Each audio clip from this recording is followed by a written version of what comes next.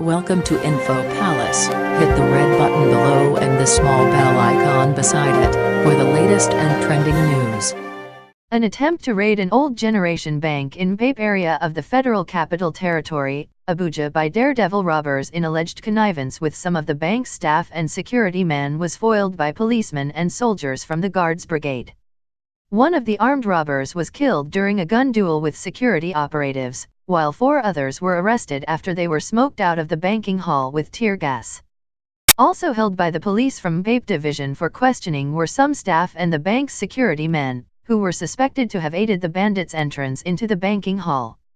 It was curious how they gained access into the bank on a Saturday when the bank was closed without any resistance or firing a shot. According to eyewitnesses, the robbers gained access into the bank without any kind of resistance and were almost making away with their loot when a bank customer who was using the automated teller machine, ATM, noticed suspicious movements and alerted a senior staff of the bank, who in turn called the police.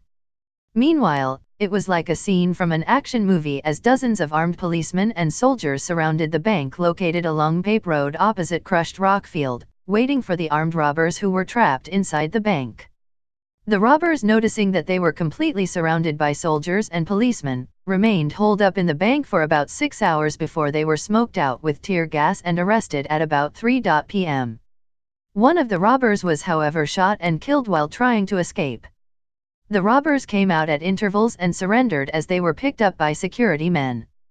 The incident resulted in a heavy gridlock on the narrow road that leads to the community as huge crowd thronged the scene as the news of the robbery spread. 4 Ghana must-go bags of cash were recovered from the robbers, it was gathered.